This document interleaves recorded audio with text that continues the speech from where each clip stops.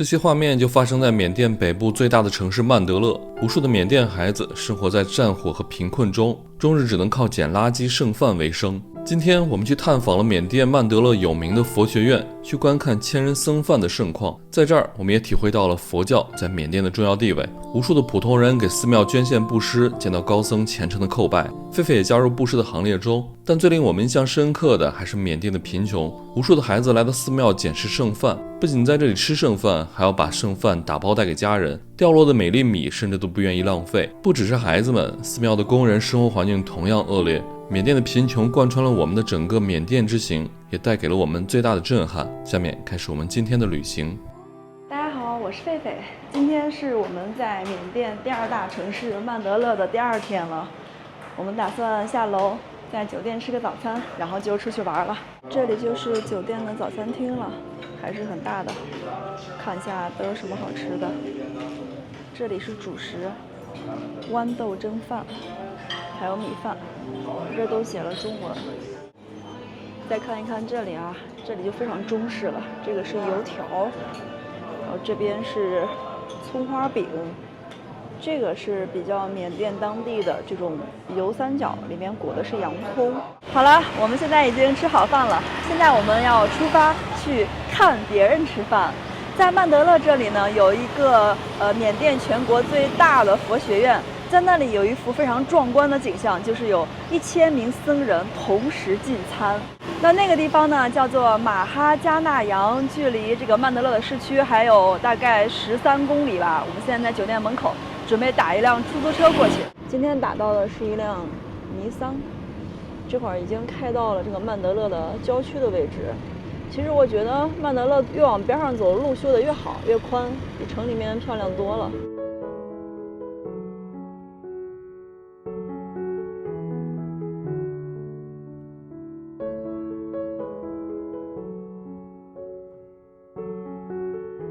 我们的司机说车没油了，他要进去加个油。看一下缅甸的油多少钱，1升的单价是2610，那就是个5块几毛，5块多一点。我们现在距离马哈加纳扬寺院还有2公里多一点，这会儿路过了一个湖泊。这个湖泊从地图上看有很大一片，叫做东塔曼湖。这个湖还是很漂亮的，湖边有很多这个当地人在这儿摆摊儿，不过好像还有几处那种临时搭的帐篷，有人在里面住。东塔曼湖上面最著名的点儿就是乌本桥了，它是世界上最长的一座柚木桥。我们看看一会儿从寺院出来，可以过去参观一下。但这个桥呢，最美的时候是日出日落时分。现在是早上的9点42分，他们这儿是10点整准时开饭。他们在学习，有的在看手机，有的在看书。学霸和学渣的区别吗？我们现在已经坐着出租车来到了马哈加纳扬寺院。这个寺院呢是整个缅甸最大的，里面呢最多可以容纳2000人同时修行，但是现在呢，听说寺院里只有大概1000多名僧人。这个寺院特别安静，现在是早上的9点46分哈。你看这条小道，其实这会儿的光线特别强，但是呢，在这个寺院里面，它这种参天巨树很多。现在我们面前这条林荫小道，就感觉非常的凉快又安静。我刚才看到了，好像那边有几位本地人大姐和阿姨们，他们拿的食物好像准备是来这个寺院里进行布施的。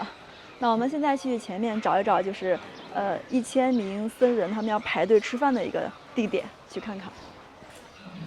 哇，前面这小师傅拿的是洗衣盆和桶，是要去洗衣服了吗？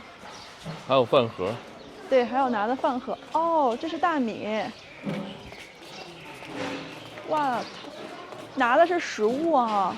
我们去前面问一下，看看在什么地方吃饭。我们可以看一下，这个寺院呢是对游客开放的，游客是可以进来参观以及参与这个布施的。明格拉巴 ，Hello。Here, here, OK。结束吧。这位小师傅给我说是在这里，他说的应该是食堂的位置。我看了一下，这有一个特别大的食堂。哇塞，看饭菜已经摆好了，每个人是有4个盘儿，里面有蔬菜、水果，还有那个不知名的酱料。对，一会儿应该这是其中的一个用餐的地方。然后我们现在去找一下，就这1000名僧人是在哪里排队去领这个饭的啊？再找一下。哇，前面敲钟了，应该是快要开饭了。这会儿已经9点50了，再过10分钟。这里是那个打饭的地方，好像是。对。哇，看看僧人们都吃什么，这一大锅都是米饭啊，这个也是米饭。这边这4桶是主食，看一下这里，这4桶也是米饭。看一下别的，哎，怎么都是主食？应该在外面打主食的。哦，我知道了，你看它里面已经把那个菜摆好了。对，怪不得外面只是给大家打这个主食的。我看有的人桌子上是3盘菜，有的是4盘菜，有的有水果，有的没有，应该是根据这个僧人的年龄或者说是级别吧，就大家吃的不完全一样。这里有那个当地的居民来寺院布施的，拿这个大的袋子装了很多的食物。对，用切那配了。这好像是那个方便面。方便面。Can I have a look？ 这姐姐和阿姨拿了大概有。就这种大袋子有7、8袋，全部拿那个编织袋带过来的，然后每个里面会有这个20包小袋的样子，其实还挺多的。一会儿等着到点开饭了，就给野僧人们发。这边的住持大哥让我们把鞋都脱了。对，大师傅说让我们把鞋和袜子都脱了。对，所以这边几个女游客也脱了，我们也脱了，放在这边吧。他们2个是当地人。就他们这些游客都是本地人，只有我们3个是外国人。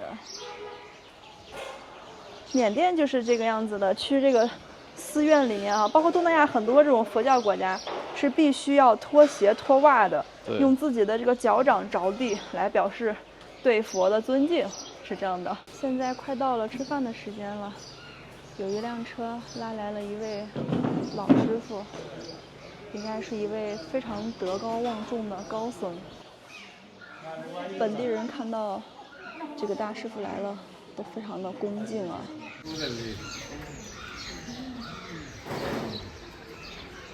这个布上面写的是给马哈加纳洋的国际捐赠，这应该是一些国际游客吧。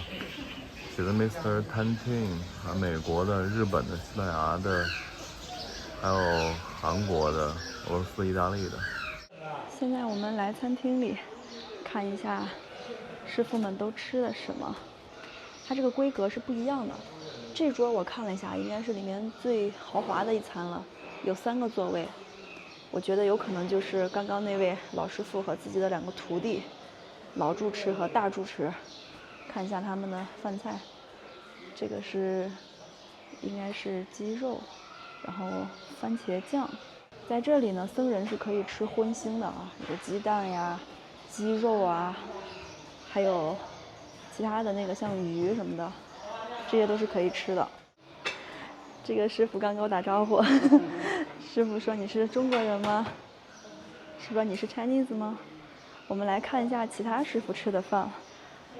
这边就是比这个大圆桌种类稍微少一点，但是也很丰盛，应该也是。高僧吃的啊。到了这排桌子呢，它这个盘子数就变成了4个了。总的来说呢，这一间餐厅呢，应该是级别比较高的僧人吃饭的地方。它这个食材的种类相对丰盛一些，然后摆的这个桌子也给的高一点。然后隔壁呢，这还有一间更大一点的食堂。这个食堂呢，看样子应该就是给这个小僧人吃饭的。它盘子里面的种类虽然差不多，但是给的量会少一点。餐厅的隔壁还有一排水龙头，这些师傅们吃饭前都是要净手的。还有5分钟就要到开饭的时间了。刚刚呢，这个大圆桌这里已经有大师傅就位了。我们现在往后面去走一走，看看其他的地方。这个座位下面呢，这个就是钵，用来装饭的。马上就要开饭了，我看很多小师傅已经过来排队了。哦，外面这么多小师傅呀！这些小师傅年龄看样子也就10岁左右吧，甚至有一些6、7岁的。哇，这队就已经排上了。他们穿的衣服颜色是不完全一样的，有一些是这种藏红色的，有一些是白色的。这个寺院里面很多师傅都会中文啊。刚刚这位师傅过来跟我们说，让我们站在这个台阶的上面拍摄，这个下面是给小师傅排队用的。这会儿呢，小师傅们已经排起来了。刚刚我听这个钟声敲响了3下，应该马上就要开饭了。后面陆陆续续的还有师傅在过来，一共呢有1000多名僧人。这个小师傅们都在这里安静的排队，后面大师傅们在指挥新来的，在后面按照这个顺序排起来。这些师傅们都抱着这个颜色比较深的钵，然后手里还拿着一个水杯，在左手的手臂上还搭了一块布。每个人都是这样子的，好像杯子不统一，大家都是各用各的。哇，这些小师傅的表情都很严肃，因为在佛教中呢，大家经常说食不言，寝不语，包括排队的时候，每个人都很安静。穿红色衣服的僧人感觉年纪会大一些，后面的这些白衣服小僧人就会低一个头啊，看起来也就7、8岁的样子。前面的师傅有的应该是10多岁了，还有成年人。感觉这里的游客以前比较多，所以这些僧人们对镜头已经没有什么感觉了。你拍你的，我拍我的。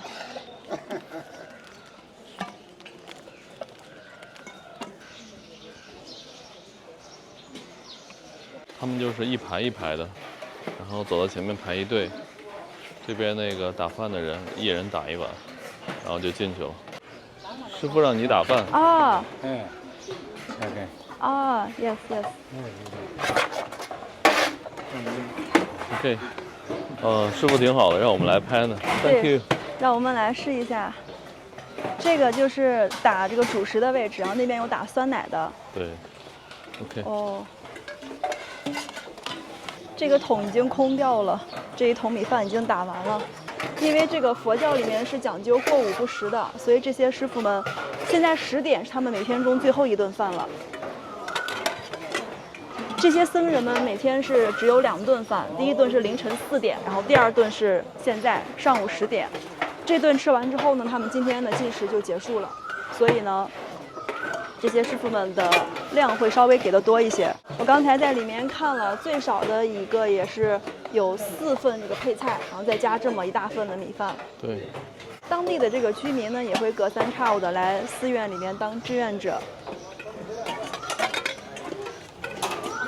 他们会送来这个食物，以及在这里就是帮忙义务的劳动，给师傅们打饭。其实这也是当地这个信佛的群众们一种信仰的体现啊。对。现在大家在里面都已经开始吃饭了，1000人同时进餐的场景。餐厅有些吃得早的都已经结束了。这位拿扇子的僧人他会中文，他让我进去从里面看一下。师傅，他们在念经是吗？哦，吃饭前需要先诵经啊。我旁边的师傅跟我解释了一下，这些居民呢都是今天的参与捐赠的，然后他们在里面会有一些仪式。师傅们吃饭基本上都是一个姿势，就是埋头干饭。大家都是把这个装着米饭的钵放在下面，然后从桌子上面去舀这个菜和汤，和自己的锅里的米饭一起吃。真的是没有一个人说话呀，食不言，寝不语。就是主食多一些，桌子上的菜其实量并不多，就4、5个大小伙子分这么4盘菜，而且每一盘呢装的也不是很满，并且每天只有2餐饭，就主要是靠这个钵里的米饭了。本地这个居民太虔诚了。在缅甸的佛学院里，最常见的就是捡剩饭的孩子。很多孩子不仅在这里吃剩饭，还要把剩饭带给家人，甚至每一粒米都不愿意浪费。我们出门在外一般不会随意给钱，但是看到这么可怜的孩子，狒狒还是给了孩子一些钱，希望能帮帮孩子。缅甸不仅有战争、电诈，更多的是贫穷的底层人民。这些小朋友就是附近村子里的乞丐了，他们拿着这个塑料袋来寺院里。这些僧人们会把自己吃不完的会装给他们带回家吃。这些小师傅们吃完饭之后呢，在这儿有一个水龙头，这儿洗自己的钵。我刚看到呢，有很多的小的僧人，他们没吃完，可能饭太多了吃不下了，然后这些饭呢都会统一的放在一个地方，然后这些剩下的饭呢会再去拿去给一些更需要的人，比如门口的乞丐去吃。这个就是桌子上剩的饭，他们把米饭呢统一倒到一起，然后上面是他们4人围坐的那个4盘菜，没吃完的剩下的。这些小朋友就是附近村子里的乞丐了，他们拿着这个塑料袋来寺院里，这些僧人们会把自己吃不完的会装给他们带回家吃。这些小朋友把僧人钵里面的饭拿袋子装回去了，这都是吃剩下的呀。看一看这个碗里还有这么多的这个豆类，都拿袋子。还有一个小僧人的方便面也不吃了，打包带走了。哇，这个袋子里感觉东西很多啊，就是各种各个钵里面倒出来的，放到一起了。这个量倒是挺大的，应该够一家人吃了，只不过没有多少蔬菜了，都是主食。这些小朋友都在这等着，看看再有多余的再拿袋子装一下。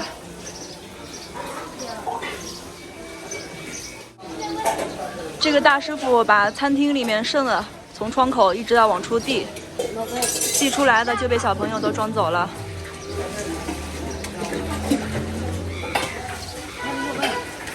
哇，他们是分类放的啊，这个豆子是专门放到一起的。在这样一个经济条件比较差的国家呢，大家之间真的只能靠底层人去互相帮助了。当地的比较有钱的居民把自己家多余的食物或者是钱去施舍给寺院，然后寺院呢，僧人吃完之后再把多余的给这些更需要的这些人，真的是大家去互相帮助的。这2个小朋友就一路跟着师傅，看看他们的钵里还有什么东西。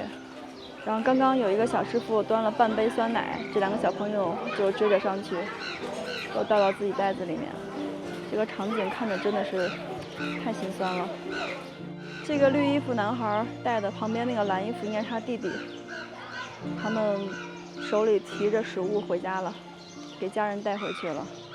这2个小朋友应该是也要回家了，看他们提的东西挺多的。这是一袋米饭，这个是酸奶，这一袋是豆类，然后这一袋也是，然后这个就是那个红红的像番茄酱的。这个蓝衣服小朋友很可爱，他觉得这个自行车好像不太稳，他从旁边捡了一个竹竿，刚刚把这个自行车撑起来，就有点怕车子倒了之后食物都洒了。明格拉巴，小男孩有点害羞了。这个小师傅把自己的饭给这个蓝色衣服的小孩了，他这个钵里面剩的挺多的，然后全部就倒给了这个小朋友了。这个小男孩把这个饭撒在上面一点点，他现在给他清理一下。是刚刚那个白衣服的小师傅给他倒的时候不小心倒在上面了，清理一下，拿扫帚扫干净。哎，这小孩们真的都好乖呀，每天就是这样子安安静静的在外面等着，就真的只是为了填饱肚子。这个小男孩也开始吃饭了，他这个小碗里面有一点剩的米饭，他自己在这儿先吃饱，然后袋子里面的应该是给自己家人带的。看一下，我这个装了也不少了，感觉有个2斤左右了，1公斤主食。哇，这里怎么还有个小狗狗？小狗好像也在等着吃饭。这个垃圾桶里面有一些米饭，应该小狗吃的是垃圾桶里的了。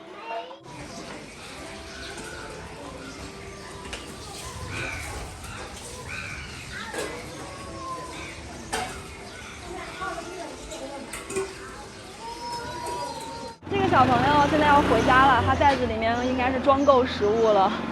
他一直感觉挺乖的，我给他一点钱吧。他在这个寺院待的时间最长了，一直等着最后还把就是最后一个僧人的剩饭再带回去。拜拜，拜拜。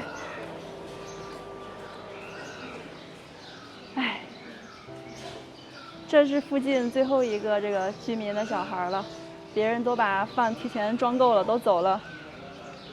小孩很乖了，他坐在那个树底下，把其中的一个小师傅剩的饭吃完了，然后把碗也洗干净了，然后最后才给自己家人再带一点饭。也没有什么蔬菜，他带的全都是主食，都是米饭了。这边的僧人们吃的差不多了，然后志愿者开饭了。这些都是刚刚在明格拉巴刚刚打饭的志愿者，他们现在也去里面吃饭了，在排队。哇，人不少呢。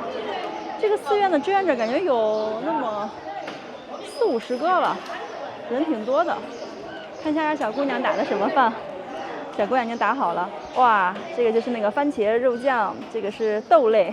哇哦 ，good， 看起来很好吃。感觉这儿的工作人员还不少呢，挺多人的。明格拉巴，这阿姨看起来好慈眉善目的样子啊！这些志愿者呢，其实也都是旁边的居民，经济条件也不怎么好，但是还是会义务的来寺院里面帮忙。帮忙完之后呢，自己也能在这里吃一餐饭。餐厅的隔壁就是僧人的宿舍了。这个宿舍是个2层楼结构的，上面晾晒的都是袈裟。这些袈裟呢，这个布料的面积是不一样的，大一点的这种布料是成年人穿的，然后旁边这种稍微小一块的，就是小师傅穿的。这个建筑也是僧人的宿舍，我看好多师傅在那个窗户上挂的衣服，像这里，他们刚刚在袈裟上搭的那块布，好像是吃饭擦嘴用的，现在呢都洗干净了，晾在这个窗户上。然后这里呢是这些师傅的个人生活用品，像牙刷、牙膏，还有这个各种各样的容器。然后这个位置呢，刚刚坐着2个师傅在这儿看书，我看到那种厚厚的书，应该都是佛经，看一眼。对，这些书都是佛经啊。刚刚有一位师傅呢，他知道我们是拍视频的，然后说你们可以去我们的那个厨房去拍一下，然后给我们指了一下位置，应该就是这里了。哇，这里面好大呀，好像用的是这个柴火啊。对。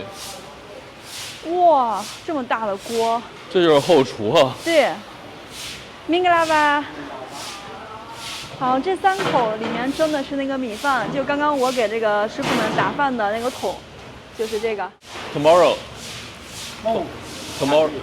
啊，这大哥没有太听懂哈，就是这个饭呢应该是啊，我爱的应该没有打哦 ，OK， 我们互相的沟通有一点点问题，但是不影响啊。对，这个饭呢，因为今天已经是这个僧人最后一餐饭结束了，这个应该是为明天凌晨4点准备的这个米饭。你看它这个烧火的锅特别大，这里面塞了很多很多的这个柴火，这个柴火呢烧起来的火，它上面是产生那个蒸汽的，然后通过管道呢再到这个蒸米饭的锅这里。是的。它可以同时带动这么多1、2、3、4口这个蒸米饭的锅啊。这里是这个蔬菜放的地方，这是包菜，然后这个好像是洋葱。洋葱，对。这是洗好的洋葱，对，它洋葱个儿都不大，看着都是小小的一点点。是的。今天的那个番茄汤里面好像就有洋葱碎，就闻着那个味儿挺香的。我们再去里面看一看。哇，已经开始打扫卫生了。这边的这些锅就是用来炒菜了，就我们刚看的那个炖的那个鸡块，还有炒的这个番茄和洋葱的那个汤，也都是在这儿做的，都在这儿炒的。哦，这口锅里面还在做东西，我们看一下。哇，一大锅鸡块啊！哇，土豆鸡块，这个厉害了。这一锅感觉够好多人吃啊。对，闻起来好香啊。现在是11点半了，然后这个餐，它现在蒸的米饭的量和这个肉都不多，所以也有可能是给这个寺院里面其他的工人吃的，就不是这个僧人的人。对。因为我觉得这个饭要是放到明天凌晨4点，是不是有点不太好，时间太长了？因为这比较热哈。对。Hello, this is for tomorrow or today? Tomorrow or today? 那种today. 我有点哦，这个师傅说这个明天的饭啊，准备的明天凌晨的饭。有点流水。啊 ，tomorrow morning。 4 p.m. 哦， 10点。对，这个师傅说这些饭是给明天的上午10点准备的，还不是明天凌晨的4点那个第一餐，是明天第2餐了。哇，那他这个不知道怎么去保鲜呢？应该这样子高温炖在锅里也还好吧？对，因为这个缅甸的气温挺高的，我们现在曼德勒每天白天最热是35度，夜间也最凉也有20度，20到35，所以这个饭放的时间还挺长的。没有见过这么大的食堂啊。对，它这个饭应该很好吃，你看它都是这种大铁锅，下面是柴火灶，对，这种大锅饭。应该是不错的。这个是烟囱吗，菲菲？中间那个？是的。这烟囱也太大了。是的，你看它这里面这么大的空间啊，几乎没有什么浓烟出来。对。都排走了。然后最上面还有那个排风扇。对。然后它一圈呢是这种镂空的，都这种网状的，所以都能排走。上面还是钢架的，虽然整体看着比较老一些，但是挺干净的，一直在打扫。挺干净的。这里面蒸米饭旁边好热呀！我看那个师傅把自己上半身的那个衣服脱下来，在拧水，哒啦哒啦哒啦的。刚刚边上的这位师傅跟我聊天呢，他说问我是从哪里来的，然后我说中国来的，师傅就他语言也不太好，就表示欢迎的意思。我在这儿待了一会儿啊，这个烟把眼睛熏得不得了了，特别的疼。不知道当地这些做饭的师傅在这边天天这样子，这都适应了，还挺不容易的。但这里面特别的大，它还有一个这种电箱，挺好，还可以各种充电，给手机充电，还有饮水机。应该是这些做饭的师傅平时在这儿居住的。你看上面还有2楼，2楼应该是他们待的地方吧。带大家看一看啊！谢谢，谢谢。大家可以上2楼，看一看2楼是干嘛的，好像一个大工厂一样。这一块，哇哦，2楼果然是睡觉的地方，很多人在这边睡觉。哦，是，有一些风扇，有一些蚊帐，就是休息的地方。应该是这些做饭的这些师傅们平时在这儿休息，这生活环境挺不容易的。拜拜，再见，谢谢。这大哥好逗，他刚刚竟然说出了一句“我爱你”，也不知道从哪儿学的这个中文。我以为他仅限于“你好，谢谢，再见”，结果会说“我爱你”。那个大叔让我在这儿可以拿这个舀水洗脚了。哇，大叔人真好呀！我就坐在这边上洗吧。这个地儿感觉他们洗澡、洗衣服的地方哈。对，你看旁边还有洗衣液。对。这几个坛子里面装的都是水。看一下我的脚。刚才那个地上有一点点脏。有点黑啊，你的脚。对。